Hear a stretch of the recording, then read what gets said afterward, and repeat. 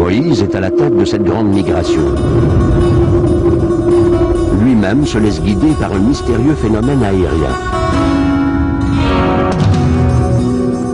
L'Éternel allait devant eux, le jour dans une colonne de nuée pour les guider dans leur chemin, et la nuit dans une colonne de feu pour les éclairer, afin qu'ils marchassent jour et nuit.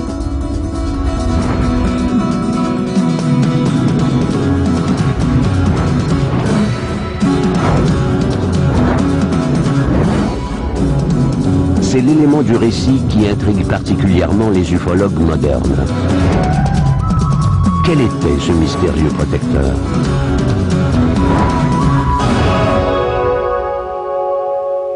Je pense que c'était un immense ovni qui restait sombre le jour, mais qui rayonnait durant la nuit, illuminant le campement des Juifs installé juste en dessous. À mon avis, il pouvait planer au-dessus d'eux pendant des semaines, voire des mois.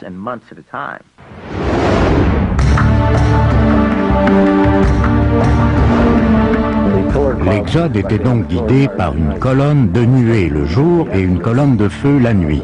Il s'agit visiblement d'un objet flottant dans le ciel et renfermant une forme de vie intelligente.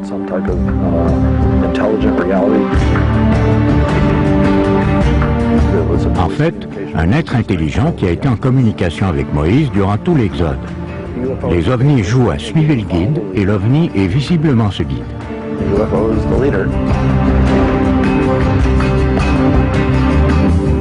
Bien que le pharaon ait permis l'exode des Juifs, il ne tarde pas à regretter son geste et part à leur poursuite avec des centaines d'hommes et tous les chariots d'Égypte.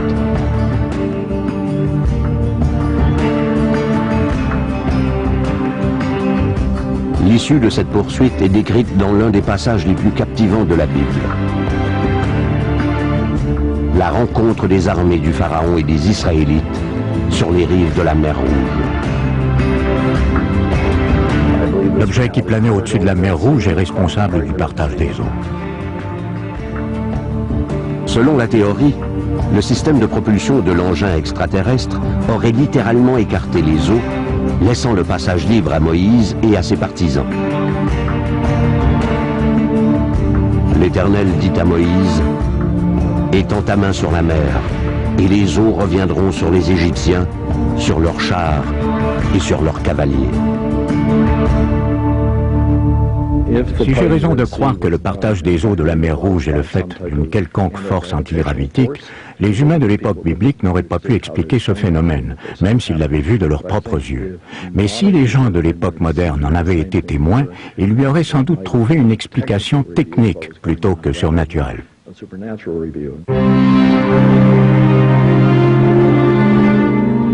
Même s'il a échappé aux Égyptiens, le peuple d'Israël subit de nombreuses épreuves durant son voyage vers le pays où coule le lait et le miel.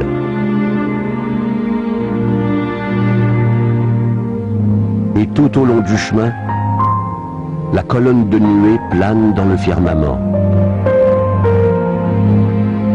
Ombre protectrice qui guide le passage des Israélites. Durant le jour, cette colonne de nuée leur servait littéralement d'auvent. Ils ont traversé une région sauvage où la température pouvait facilement atteindre les 50 degrés Celsius et ils y ont passé 40 ans.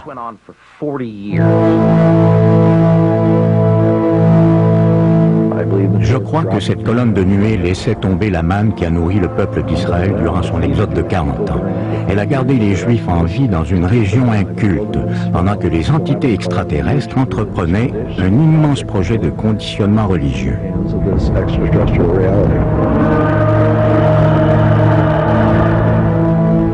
Selon certaines interprétations modernes, l'OVNI ne leur procurait pas que gîte et nourriture. Tandis que les Israélites s'approchaient du mont Sinaï, la colonne de nuée a communiqué avec eux pour la deuxième fois. L'Éternel dit à Moïse, « Sois près de bonne heure, et tu monteras dès le matin sur la montagne de Sinaï. Tu te tiendras là devant moi, sur le sommet de la montagne. »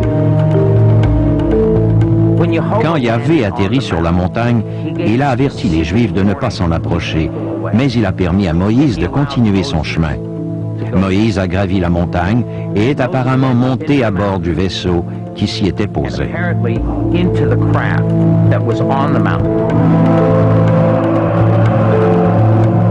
Moïse monta sur la montagne et la nuée couvrit la montagne. L'aspect de la gloire de l'Éternel était comme un feu dévorant sur le sommet de la montagne aux yeux des enfants d'Israël. Et Moïse entra au milieu de la nuée. Les théoriciens modernes conjecturent que Moïse n'est pas resté sur la montagne, mais qu'il est monté à bord d'un ovni. On dit que quand il est redescendu, son visage brillait ou rayonnait.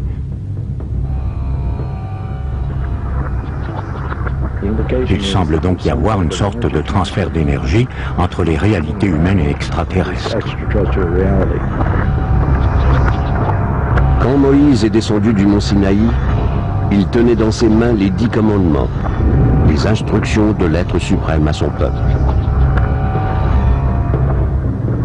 Après cela, tous les enfants d'Israël s'approchèrent, et il leur donna tous les ordres qu'il avait reçus de l'Éternel sur la montagne de Sinaï.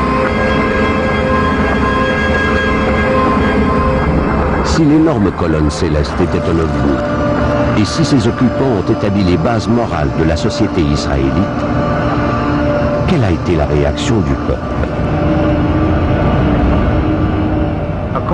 Selon Moïse, l'entité présente dans la colonne de feu et la colonne de nuée n'était nul autre que Yahvé. Yahvé est le nom du Dieu national ou tribal d'Israël.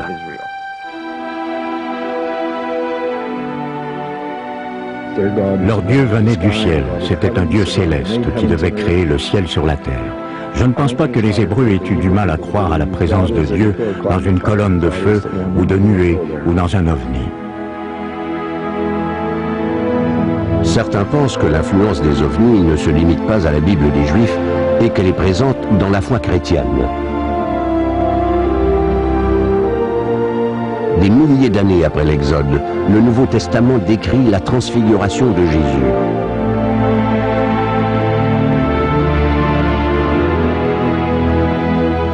Il fut transfiguré devant eux.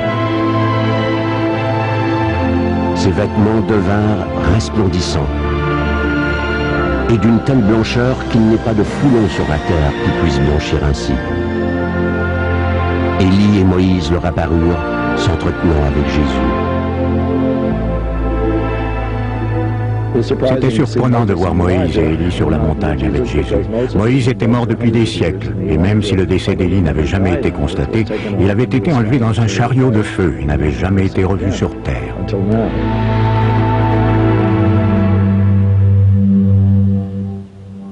La colonne de nuée qui avait communiqué avec Moïse sur le Sinaï et le chariot de feu d'Élie étaient-ils des manifestations du même phénomène? Et sont-ils responsables de la présence de Moïse et d'Élie à la transfiguration de Jésus? C'est un modèle qui ressemble étrangement au modèle biblique. Un objet étrange apparaît dans le ciel et une voix se fait entendre. Dans l'Exode, on entend une voix issue d'une colonne de nuée s'adresser à Moïse. Dans le récit de la transfiguration de Jésus rapporté dans le Nouveau Testament, les assertions inusitées des prophètes bibliques nous suggèrent que l'influence d'entités extraterrestres sur leur esprit aurait pu les pousser à s'exprimer ainsi.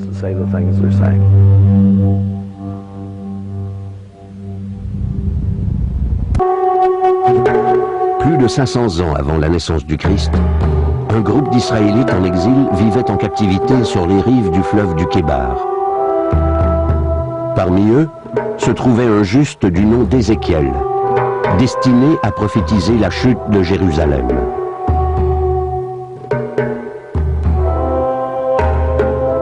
Il prêchera aussi un message d'espoir et de salut.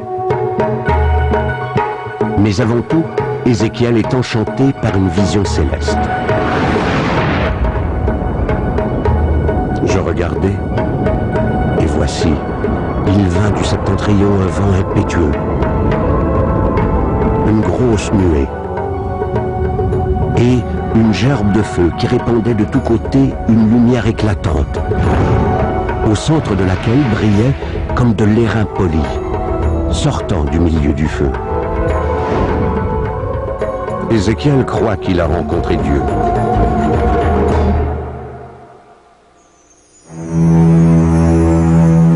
Mais les ufologues s'interrogent.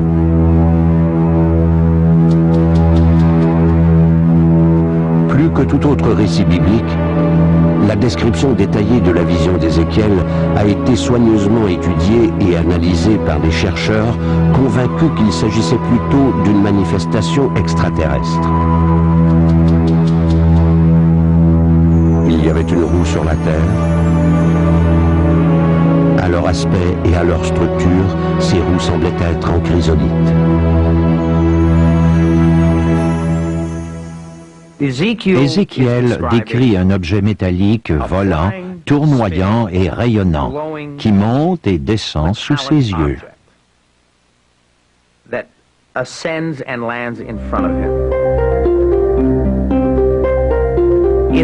Les gens de notre époque décrivent des objets volants, tournoyants et rayonnants qui montent et descendent sous leurs yeux, tout comme ceux qu'on décrit dans la Bible.